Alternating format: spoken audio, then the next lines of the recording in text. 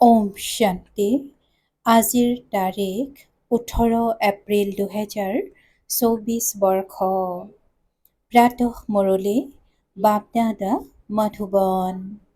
আজিৰ পিতাৰ অমৃতবাণী হৈছে, মৰমৰ সন্তানসকল, পিতা হৈছে দাতা।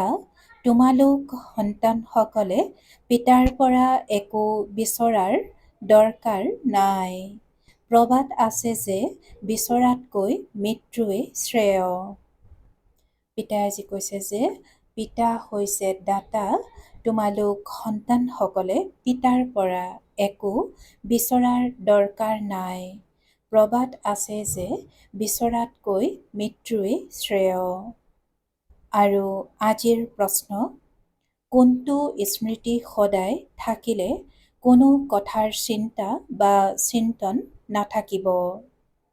পিতাই উত্তৰত কৈছে, যি অতীত হৈ গ'ল, ভালেই হওক বা বেয়াই হওক, ড্ৰামাত আছিল, গোটেই চক্ৰ পূৰা হৈ আকৌ পুনৰাবৃত্তি হ'ব। যিয়েই যেনেকুৱা পুৰুষাৰ্থ কৰে তেনেকুৱা পদ পায়। এইটো কথা স্মৃতিত থাকিলে কোনো কথাৰ চিন্তা বা চিন্তন নাথাকিব। পিতাৰ নিৰ্দেশনা হৈছে, সন্তানসকল, যি হৈ গ'ল তাৰ বিষয়ে চিন্তা নকৰিবা। উলট পালট কোনো কথা নুশুনিবা আৰু আনকো নুশুনাবা।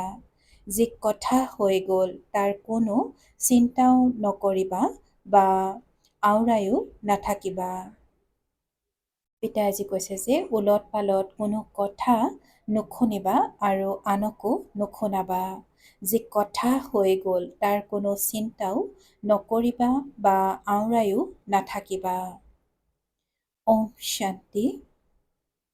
আত্মিক সন্তানসকলৰ প্ৰতি আত্মিক পিতাই বহি বুজায়। আত্মিক পিতাক দাতা বুলি কোৱা হয়। তেওঁ নিজেই সকলোবোৰ সন্তানসকলক দিয়ে। আহেই বিশ্বৰ মালিক। পিতাই কৈছে যে আহেই বিশ্বৰ মালিক কৰি তুলিবলৈ। কেনেকৈ হ'ব লাগে এই সকলোবোৰ সন্তানসকলক বুজাই নিৰ্দেশনা দি থাকে। দাতা হয় নহয়, সেয়েহে সকলো নিজেই দি থাকে। বিচৰাতকৈ মৃত্যুৱেই শ্ৰেষ্ঠ। কোনো বস্তু বিচাৰিব নালাগে। শক্তি, আশীৰ্বাদ, কৃপা আদি কোনো সন্তানে বিচাৰি থাকে। ভক্তি মাৰ্গত বিচাৰি বিচাৰি মূৰ মাৰি গোটেই চিৰি তললৈ নামি আহিলা। এতিয়া বিচৰাৰ কোনো দৰকাৰ নাই। পিতাই কয়, নিৰ্দেশনা অনুসৰি চলা। পিতাৰ প্ৰথম নিৰ্দেশনা হৈছে, যি হৈ গ'ল তাক লৈ কেতিয়াও চিন্তা নকৰিবা। ড্ৰামাত যি হ'ল সকলো অতীত হৈ গ'ল, তাৰ চিন্তা নকৰিবা, আওৰাই নাথাকিবা। পিতাইটো কেৱল দুটা শব্দ কয়। পিতাইটো কেৱল দুটা শব্দই কয়, মাম একম স্মৰণ কৰা। পিতাই নিৰ্দেশনা বা শ্ৰীমত দিয়ে, সেইমতে চলাটো সন্তানসকলৰ কাম। এয়া হৈছে সৰ্বশ্ৰেষ্ঠ নিৰ্দেশনা। কোনোবাই যিমানেই প্ৰশ্ন উত্তৰ আদি নকৰক কিয়, বাবাইটো দুটা শব্দই বুজাব, মই পতিত পাৱন। তোমালোকে মোক স্মৰণ কৰি থাকিলে তোমালোকৰ পাপ ভস্ম হৈ যাব। মাথো সেয়াই। স্মৰণৰ বাবে কিবা নিৰ্দেশনা দিয়া হয় জানো? পিতাক স্মৰণ কৰিব লাগে, চিৎকাৰ কৰিব বা চিঞৰিব নালাগে। অন্তৰেৰে কেৱল বেসদৰ অৰ্থাৎ অসীমৰ পিতাক স্মৰণ কৰিব লাগে। দ্বিতীয় নিৰ্দেশনা কি দিয়ে? 84 চক্ৰক স্মৰণ কৰা, কিয়নো তোমালোক দেৱতা হ'ব লাগে। দেৱতাসকলৰ মহিমাটো তোমালোকে আধাকল্প কৰিছা। পিতাই কৈছে যে দ্বিতীয় নিৰ্দেশনা কি দিয়ে? অৰ্থাৎ 84 চক্ৰক স্মৰণ কৰা, কিয়নো তোমালোক দেৱতা হ'ব লাগে। পিতাই কৈছে যে তোমালোক সন্তানসকল দেৱতা হ'ব লাগে। দেৱতাসকলৰ মহিমাটো তোমালোকে আধাকল্প কৰিছা। কেঁচুৱাই কন্দাৰ শব্দ হ'ল, এতিয়া এইটো নিৰ্দেশনা সকলো সেৱা কেন্দ্ৰক দিয়া হয় যে কোনেও যেন কেঁচুৱা লৈ নাহে। পিতাই আজি কৈছে যে কেঁচুৱাই কন্দাৰ শব্দ হ'ল। এতিয়া এইটো নিৰ্দেশনা সকলো সেৱা কেন্দ্ৰক দিয়া হয় যে কোনেও যেন কেঁচুৱা লৈ নাহে। সিহঁতৰ কিবা ব্যৱস্থা কৰিব লাগে। পিতাৰ পৰা যিসকলে উত্তৰাধিকাৰ ল'বলগীয়া আছে তেওঁলোকে নিজেই ব্যৱস্থা কৰিব। এইখন আত্মিক পিতাৰ বিশ্ববিদ্যালয়। ইয়াত কেঁচুৱাৰ কোনো দৰকাৰ নাই। ব্ৰাহ্মণীৰ অৰ্থাৎ শিক্ষকৰ কাম হৈছে যেতিয়া সেৱাৰ লায়ক হ'ব তেতিয়া তেওঁলোকক সজীৱ কৰিবৰ বাবে লৈ আনিব লাগে। কোনোবা ডাঙৰ ব্যক্তিয়ে হওক বা সৰুৱে হওক, এইখন হৈছে বিশ্ববিদ্যালয়। ইয়ালৈ যিসকলে কেঁচুৱা লৈ আহে তেওঁলোকে এইটো বুজি নাপায় যে এইখন বিশ্ববিদ্যালয়। মুখ্য কথা হ'ল এইখন হৈছে বিশ্ববিদ্যালয়। ইয়াত অধ্যয়ন কৰাসকল বহুত বিচাৰ বুদ্ধি সম্পন্ন হোৱা উচিত। অপৈণতসকলেও অসুবিধাৰ সৃষ্টি কৰিব, কিয়নো পিতাৰ স্মৃতিত নথকাৰ বাবে বুদ্ধি ইফালে সিফালে গৈ থাকিব, লোকচান কৰি দিব, স্মৃতিত থাকিব নোৱাৰিব। কেঁচুৱাই পিতাই কৈছে যে স্মৃতিত থাকিব নোৱাৰিব। কেঁচুৱা আদি আনিলে সন্তান সকলোৰে লোকচান হয়। কিছুমানেতো নাজানেই যে এইখন হৈছে ঈশ্বৰ পিতাৰ বিশ্ববিদ্যালয়। ইয়াত মনুষ্যৰ পৰা দেৱতা হ'ব লাগে। পিতাই কয় গৃহস্থালীত সতী সন্ততিৰ লগতেই থাকা। ইয়াত কেৱল এসপ্তাহো নহয়, ৩-৪ দিনেই যথেষ্ট। জ্ঞানটো বহুত সহজ। পিতাক চিনিব লাগে। বেহদৰ পিতাক চিনি পালে বেহদৰ উত্তৰাধিকাৰ লাভ কৰিব। কিহৰ উত্তৰাধিকাৰ? বেহদৰ বাদশ্বাহী অৰ্থাৎ সাম্ৰাজ্য। এনেকৈ নাভাবিবা যে প্ৰদৰ্শনী বা মিউজিয়ামত সেৱা নহয়, তাত অনেক প্ৰজা তৈয়াৰ হয়। ব্ৰাহ্মণ কুল সূৰ্যবংশী আৰু চন্দ্ৰবংশী তিনিওটা ইয়াত প্ৰতিষ্ঠা হৈ আছে। গতিকে এইখন বহুত ডাঙৰ বিশ্ববিদ্যালয়। বেহদৰ পিতাই পঢ়ায়। মগজ একেবাৰে ভৰপূৰ হৈ যোৱা উচিত, কিন্তু পিতা আছে সাধাৰণ শৰীৰত, পঢ়ায়ো সাধাৰণ ৰীতিৰে, সেয়েহে মনুষ্যৰ প্ৰচণ্ড নহয়। ঈশ্বৰ পিতাৰ বিশ্ববিদ্যালয় জানো এনেকুৱা হ'ব? পিতাই কয় মই হৈছোঁ গৰীবৰ ত্ৰাণকৰ্তা। গৰীবকে পঢ়াওঁ। চহকীসকলৰতো পঢ়াৰ শক্তি নাই। তেওঁলোকৰ বুদ্ধিততো মহল, বহুমহলীয়া অট্টালিকা আদিয়ে থাকে।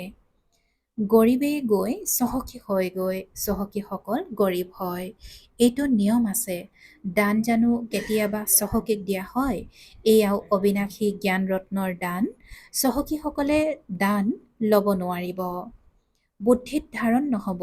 তেওঁলোকে নিজৰ সদৰ ৰচনা ধন সম্পত্তিৰ মাজতেই আবদ্ধ হৈ থাকে। তেওঁলোকৰ বাবেইতো ইয়াতেই যেন স্বৰ্গ। কয় আমাক অন্য স্বৰ্গৰ দৰকাৰ নাই। কোনোবা ডাঙৰ ব্যক্তিৰ মৃত্যু হ'লে তেতিয়া ক'ব স্বৰ্গগামী হ'ল। পিতাই আজি কৈছে যে চহকীসকলে দান ল'ব নোৱাৰিব, বুদ্ধিত ধাৰণ নহ'ব। তেওঁলোকে নিজৰ সদৰ ৰচনা ধন সম্পত্তিৰ মাজতেই আবদ্ধ হৈ থাকে। তেওঁলোকৰ বাবেইতো ইয়াতেই যেন স্বৰ্গ। কয় আমাক অন্য স্বৰ্গৰ দৰকাৰ নাই। কোনোবা ডাঙৰ ব্যক্তিৰ মৃত্যু হ'লে তেতিয়াও ক'ব স্বৰ্গগামী হ'ল। নিজেই কৈ দিয়ে যে এওঁ স্বৰ্গগামী হ'ল। তেন্তে নিশ্চয় এতিয়া নৰক নহয় জানো? কিন্তু ইমানেই পাথৰ বুদ্ধিৰ যে বুজি নাপায় নৰক কি। এইখনতো তোমালোকৰ কিমান ডাঙৰ বিশ্ববিদ্যালয়। পিতাই কয় যাৰ বুদ্ধিত তলা লাগি আছে তেওঁলোককে আহি পঢ়াওঁ। পিতা যেতিয়া আহিব তেতিয়াহে তলা খুলিব। পিতা নিজেই নিৰ্দেশ দিয়ে।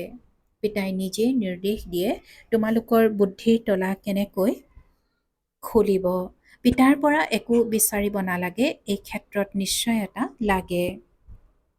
আটাইতকৈ মৰমৰ বাবা, যাক ভক্তিত স্মৰণ কৰিছিলা, যাক স্মৰণ কৰা হয় তেওঁ কেতিয়াবা নিশ্চয় আহিবও নহয় জানো? স্মৰণ কৰেই আকৌ পুনৰাবৃত্তি হ'বৰ কাৰণে। পিতা আহি সন্তানসকলকেই বুজায়। সন্তানসকল আকৌ বাহিৰৰ সকলক বুজাব লাগে যে কেনেকৈ বাবাৰ আগমন হৈছে, তেওঁ কি কয়। সন্তানসকল তোমালোক সকলো পতিত, মইহে আহি তোমালোকক পাৱন কৰি তোলো। তোমালোক আত্মা যি পতিত হৈ গৈছা, এতিয়া কেৱল মোক পতিত পাৱন পিতাক স্মৰণ কৰা, মোক পৰম আত্মাক স্মৰণ কৰা। ইয়াত একো বিচৰাৰ প্ৰয়োজন নাই। তোমালোকে ভক্তি মাৰ্গত আধাকল্প কেৱল মাগিলাই, একোৱেই নাপালা। এতিয়া বিচৰা বন্ধ কৰা। মই নিজেই তোমালোকক দি থাকোঁ। পিতাৰ হৈ গ'লে উত্তৰাধিকাৰটো পোৱাই যায়। যিসকল সাবালক সন্তান তেওঁলোকে পিতাক তৎক্ষণাত বুজি লয়, পিতাৰ উত্তৰাধিকাৰ হয়। 21 প্ৰজন্মৰ কাৰণে স্বৰ্গৰ বাদশ্বাহী। এইটো তোমালোকে জানা, যেতিয়া নৰকবাসী হয় তেতিয়া ঈশ্বৰৰ অৰ্থে দান পুণ্য কৰিলে অল্পকালৰ কাৰণে সুখ পায়। মনুষ্যই দান কৰাৰ অৰ্থে কিছু আছুতীয়াকৈ ৰাখে, বিশেষকৈ বেপাৰীসকলে ৰাখে। গতিকে যিসকল বেপাৰী তেওঁলোকে ক'ব, আমি পিতাৰ লগত বেপাৰ কৰিবলৈ আহিছোঁ। সন্তানসকলে পিতাৰ লগত বেপাৰ কৰে নহয়, পিতাৰ সম্পত্তি লৈ আকৌ তাৰ দ্বাৰা শ্ৰাদ্ধ আদি পাতে, দান পুণ্য কৰে। ধৰ্মশালা মন্দিৰ আদি প্ৰতিষ্ঠা কৰিলে তেতিয়া তাত পিতাকৰ নাম উল্লেখ কৰি দিয়ে, কিয়নো যাৰ পৰা সম্পত্তি পালে তেওঁৰ কাৰণে নিশ্চয় কিবা কৰিব লাগে। সেয়াও চুক্তি হৈ গ'ল। সেয়া সকলো হৈছে পাৰ্থিৱ কথা। এতিয়া পিতাই কয়, যি হৈ গ'ল সেই বিষয়ে চিন্তা নকৰিবা। ওলট পালট কোনো কথা নুশুনিবা। কোনোবাই ওলট পালট প্ৰশ্ন সুধিলে ক'বা, এই কথাবোৰত যোৱাৰ দৰকাৰ নাই। আপুনি প্ৰথমে পিতাক স্মৰণ কৰক। ভাৰতৰ প্ৰাচীন ৰাজযোগ প্ৰসিদ্ধ। যিমানেই স্মৰণ কৰিবা, দৈবী গুণ ধাৰণা কৰিবা, সিমানেই উচ্চ পদ পাবা। এইখন হৈছে বিশ্ববিদ্যালয়। লক্ষ্য উদ্দেশ্য স্পষ্ট। পুৰুষাৰ্থ কৰি এনেকুৱা হ'ব লাগে, দৈবী গুণ ধাৰণ কৰিব লাগে, কাকো দোষ দিব নালাগে। দোষ হৰ্তা সুখকৰ্তা পিতাৰ সন্তান হোৱা নহয়, সেয়াটো সেৱাৰ পৰা গম পোৱা যাব। বহুত নতুনো আহে। 30ৰ পৰা 25ৰ পৰা 30 বছৰীয়া সকলতকৈ 10ৰ পৰা 12 দিনীয়া সকল তীক্ষ্ণ হৈ যায়। পিতাই যে কৈছে যে বহুত নতুনো আহে। 25ৰ পৰা 30 বছৰীয়া সকলতকৈ 10ৰ পৰা 12 দিনীয়া সকল তীক্ষ্ণ হৈ যায়। তোমালোক সন্তানসকলে আকৌ নিজৰ সমান কৰি তুলিব লাগে। যেতিয়ালৈকে ব্ৰাহ্মণ নহয় তেন্তে দেৱতা কেনেকৈ হ'ব? গ্ৰেট গ্ৰেণ্ড-ফাদাৰটো ব্ৰহ্মা নহয় জানো? যিয়ে ভূমিকা পালন কৰি যায়, তেওঁ গায়ন কৰি থাকে, আকৌ তেওঁ নিশ্চয় আহিব। যিবোৰ উৎসৱ আদিৰ গায়ন কৰা হয় সেয়া সকলো হৈ গৈছে, পুনৰ হ'ব। এই সময়ত সকলো উৎসৱ হৈ আছে। ৰক্ষাবন্ধন আদি সকলোৰে ৰহস্য পিতাই বুজাই থাকে। তোমালোক পিতাৰ সন্তান যেতিয়া পাৱনো নিশ্চয় হ'ব লাগে। পতিত পাৱন পিতাক আহ্বান জনায়। গতিকে পিতাই মাৰ্গদৰ্শন কৰে। কল্পই যিসকলে উত্তৰাধিকাৰ লৈছে তেওঁলোকে সঠিককৈ চলি থাকে। তোমালোকেও সাক্ষী হৈ চোৱা, বাপ-দাদায়ো সাক্ষী হৈ চাই এওঁ কিমানলৈকে উচ্চ পদ পাব পাৰে। এওঁৰ চৰিত্ৰ কেনেকুৱা। শিক্ষকেতো সকলো গম পায় নহয়, কিমানক নিজৰ সমান কৰি তোলে, কিমান সময় স্মৃতিত থাকে। প্ৰথমেতো বুদ্ধিত এইটো স্মৃতি থাকিব লাগে যে এইখন ঈশ্বৰ পিতাৰ বিশ্ববিদ্যালয়। বিশ্ববিদ্যালয় হয়ে জ্ঞানৰ কাৰণে। সেয়া হৈছে সদৰ অৰ্থাৎ সীমিত বিশ্ববিদ্যালয়। এইখন হৈছে বেসদৰ। দুৰ্গতিৰ পৰা সৎগতি, নৰকৰ পৰা স্বৰ্গ কৰি তোলোতা এজনেই পিতা। পিতাৰ দৃষ্টিটো সকলো আত্মাৰ ফালেই যায়। সকলোৰে কল্যাণ কৰিব লাগে, উভতাই লৈ যাব লাগে। কেৱল তোমালোকেই নহয়, গোটেই বিশ্বৰ আত্মাসকলক স্মৃতিলৈ আনে। তাৰ ভিতৰত সন্তানসকলক পঢ়ায়। এইটো বুজি পোৱা যে ক্ৰমানুসৰি যিসকল আহিছে তেওঁলোক আকৌ যাবও তেনেকৈ। সকলো আত্মা ক্ৰমানুসৰি আহে, তোমালোকো ক্ৰমানুসৰি কেনেকৈ যাবা সেয়া সকলো বুজোৱা হয়। কল্প পূৰ্বে যি হৈছিল সেয়াই হ'ব, এয়াও তোমালোকক বুজোৱা হয়। তোমালোক আকৌ কেনেকৈ নতুন সৃষ্টিলৈ আহিবা। ক্ৰমানুসৰি যিসকল নতুন সৃষ্টিলৈ আহে তেওঁলোককেই বুজোৱা হয়। পিতাই কৈছে যে ক্ৰমানুসৰি যিসকল নতুন সৃষ্টিলৈ আহে তেওঁলোককেই বুজোৱা হয়। তোমালোক সন্তানসকলে পিতাক জনাৰ কাৰণে নিজৰ ধৰ্মক আৰু আন সকলো ধৰ্মৰ গোটেই বৃক্ষজোপাক জানি যোৱা। পিতাই আজি কৈছে যে তোমালোক সন্তানসকলে পিতাক জনাৰ কাৰণে নিজৰ ধৰ্মক আৰু আন সকলো ধৰ্মৰ গোটেই বৃক্ষজোপাক জানি যোৱা। ইয়াত একো বিচৰাৰ প্ৰয়োজন নাই, আশীৰ্বাদো বিচাৰিব নালাগে। পিতাই কৈছে যে ইয়াত একো বিচৰাৰ প্ৰয়োজন নাই, আশীৰ্বাদো বিচাৰিব নালাগে। এনেকৈ লিখে, বাবা দয়া কৰক, কৃপা কৰক। পিতাইতো একোৱেই নকৰিব, পিতাটো আহিছে মাৰ্গদৰ্শন কৰাবলৈ। ড্ৰামাত মোৰ ভূমিকাই হ'ল সকলোকে পাৱন কৰি তোলাৰ। এনেকৈয়ে ভূমিকা পালন কৰোঁ, যেনেকৈ কল্পই কল্পই কৰিছোঁ। যি অতীত হৈ গ'ল, ভাল বা বেয়া, সেয়া ড্ৰামাত আছিল। কোনো কথাৰ চিন্তন কৰিব নালাগে। আমি আগবাঢ়ি গৈ থাকোঁ। এইখন বেসদৰ ড্ৰামা নহয় জানো? গোটেই চক্ৰ পুৰা হৈ আকৌ পুনৰাবৃত্তি হ'ব। যিয়ে যেনেকুৱা পুৰুষাৰ্থ কৰে তেনেকুৱাই পদ পায়। বিচৰাৰ দৰকাৰ নাই। ভক্তি মাৰ্গত তোমালোকে বহুত মাগিলা, সকলো পইচা শেষ কৰি দিলা। এয়া সকলো ড্ৰামাত নিৰ্ধাৰিত হৈ আছে। তেওঁ কেৱল বুজায়, আধাকল্প ভক্তি কৰে, শাস্ত্ৰ পঢ়ে, কিমান খৰচ হয়। এতিয়াতো তোমালোকে একোৱেই খৰচ কৰাৰ দৰকাৰ নাই। পিতাটো দাতা হয় নহয়, দাতাৰ দৰকাৰ নাই।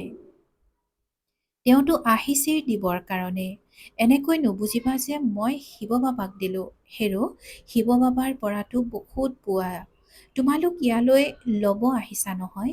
শিক্ষকৰ ওচৰলৈ বিদ্যাৰ্থীয়ে ল'ব আহে। সেই লৌকিক পিতা, শিক্ষক, গুৰুৰ পৰাতো তোমালোকৰ লোকচানেই হ'ল। এতিয়া সন্তানসকল শ্ৰীমতত চলিব লাগে, তেতিয়াহে উচ্চ পদ পাব পাৰিবা। শিৱ বাবা হৈছে দ্বৈত শ্ৰী শ্ৰী, তোমালোক হৈছা একক শ্ৰী। শ্ৰী লক্ষ্মী, শ্ৰী নাৰায়ণ বুলি কোৱা হয়। শ্ৰী লক্ষ্মী, শ্ৰী নাৰায়ণ দুগৰাকী হৈ গ'ল। বিষ্ণুক শ্ৰী শ্ৰী বুলি কোৱা হ'ব, কিয়নো দুগৰাকী সংযুক্ত। তথাপিও দুয়োগৰাকীক কোনে গঢ়ি তুলিলে? যিজনে একমাত্ৰ শ্ৰী শ্ৰী হয়, বাকী শ্ৰী শ্ৰী আন কোনো নহয়। আজিকালিতো শ্ৰী লক্ষ্মী, নাৰায়ণ, শ্ৰী সীতা, ৰাম নামো ৰাখে। গতিকে সন্তানসকলে এয়া সকলো ধাৰণা কৰি আনন্দিত হৈ থাকিব লাগে।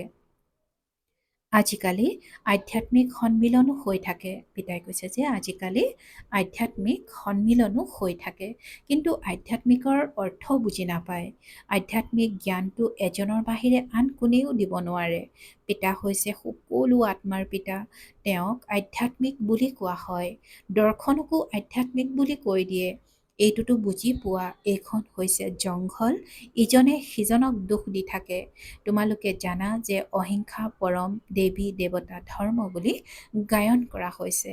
তাত কোনো মাৰপিট নহয়। খং কৰাটো হিংসা, নহ'লে আধা হিংসা বুলি কোৱা বা যি বুলিয়েই কোৱা। ইয়াতো সম্পূৰ্ণ অহিংসক হ'ব লাগে। মন, বাণী, কৰ্মৰে কোনো বেয়া কাম হ'ব নালাগে। পিতাই কৈছে যে মন, বাণী, কৰ্মৰে সন্তানসকলৰ কোনো বেয়া কাম হ'ব নালাগে। কোনোবাই পুলিচ আদিত কাম কৰে, তাতো যুক্তিৰে কাম কৰিব লাগে। যিমান দূৰ সম্ভৱ মৰমেৰে নিজৰ কাম আদায় কৰিব লাগে। বাবাৰ নিজৰ অনুভৱ আছে, মৰমেৰে নিজৰ কাম আদায় কৰি লয়। এই ক্ষেত্ৰত বহুত যুক্তি লাগে। বহুত মৰমেৰে কাৰোবাক বুজাব লাগে, কেনেকৈ একৰ বিপৰীতে 100 গুণ দণ্ড হয়। ভাল বাৰু। অতি মৰমৰ কল্পৰ পাছত পুনৰাই মিলিত হোৱা সন্তানসকলৰ প্ৰতি মাতা, পিতা, বাপ দাদাৰ স্নেহপূৰ্ণ স্মৰণ আৰু সুপ্ৰভাত। আত্মিক পিতাৰ আত্মিক সন্তানসকলক নমস্কাৰ। আৰু আত্মিক সন্তানসকলৰ আত্মিক মাতা, পিতা, বাপ দাদাৰ প্ৰতি স্নেহপূৰ্ণ স্মৰণ আৰু সুপ্ৰভাত আৰু নমস্কাৰ, নমস্কাৰ, নমস্কাৰ। আৰু আজিৰ ধাৰণাৰ বাবে মুখ্য সাৰ প্ৰথমতে, আমি দুখহৰ্তা, সুখকৰ্তা, পিতাৰ সন্তান। সেইকাৰণে কাকো দুখ দিব নালাগে। লক্ষ্য উদ্দেশ্য সন্মুখত ৰাখি দৈবিগুণ ধাৰণ কৰিব লাগে। নিজৰ সমান কৰি তোলাৰ সেৱা কৰিব লাগে। দ্বিতীয়তে, ড্ৰামাত প্ৰত্যেকৰে ভূমিকাক জানি কোনো হৈ যোৱাৰ কথাৰ চিন্তন কৰিব নালাগে। পিতাই আজি ধাৰণাত কৈছে যে ড্ৰামাত প্ৰত্যেকৰে ভূমিকাক জানি কোনো হৈ যোৱা কথাৰ চিন্তন কৰিব নালাগে। মন, বাণী, কৰ্মৰে যাতে কোনো বেয়া কৰ্ম নহয়, ইয়াৰ প্ৰতি ধ্যান দি দ্বৈত অহিংসক হ'ব লাগে। আৰু আজিৰ পিতাৰ বৰদান, একমাত্ৰ পিতাক সংগী কৰি লওঁতা বা তেওঁৰ সংগত থাকোঁতা সম্পূৰ্ণ পবিত্ৰ আত্মা হোৱা। আৰু আজিৰ বৰদানৰ ব্যাখ্যা, সম্পূৰ্ণ পবিত্ৰ আত্মা তেওঁ হয় যাৰ সংকল্প আৰু সপোনতো ব্ৰহ্মচৰ্যৰ ধাৰণা থাকে, যি প্ৰতিটো খোজত পিতা ব্ৰহ্মাৰ আচৰণ অনুসৰি চলে। পবিত্ৰতাৰ অৰ্থ হৈছে সদায় পিতাক সংগী কৰি লোৱা আৰু পিতাৰ সান্নিধ্যতেই থকা। সংগঠনৰ সংগ, পৰিয়ালৰ স্নেহৰ মৰ্যাদা সেয়া বেলেগ কথা, কিন্তু পিতাৰ বাবেহে এই সংগঠন, স্নেহৰ সান্নিধ্য আছে। পিতা নোহোৱাহেঁতেন পৰিয়াল ক'ৰ পৰা হ'লহেঁতেন। পিতা হৈছে বীজ, বীজক কেতিয়াও নাপাহৰিবা। পিতা হৈছে বীজ, বীজক কেতিয়াও নাপাহৰিবা। আৰু আজিৰ শ্লোগান, কাৰোবাৰ প্ৰভাৱত প্ৰভাৱিত হওঁতা নহয়, জ্ঞানৰ প্ৰভাৱ পেলাওঁতা হোৱা। পিতাই আজি শ্লোগানত কৈছে যে কাৰোবাৰ প্ৰভাৱত প্ৰভাৱিত হওঁতা নহয়, জ্ঞানৰ প্ৰভাৱ পেলাওঁতা হোৱা। ওম শান্তি। সংস্কাৰ মিলনৰ হ্ৰাস কৰিবলৈ আজিৰ অব্যক্ত সংকেত। ইজনে সিজনৰ সংস্কাৰক জানি স্নেহেৰে পৰস্পৰ মিলিজুলি থকা এয়া মালাৰ মণিবোৰৰ বৈশিষ্ট্য। ইজনে সিজনৰ সংস্কাৰক জানি স্নেহেৰে পৰস্পৰ মিলিজুলি থকা এয়া মালাৰ মণিবোৰৰ বৈশিষ্ট্য। কিন্তু ইজন সিজনৰ স্নেহী তেতিয়াহে হ'বা যেতিয়া সংস্কাৰ আৰু সংকল্প ইজনে সিজনৰ সৈতে মিলাবা। ইয়াৰ বাবে সৰলতাৰ গুণ ধাৰণ কৰা। ওম শান্তি।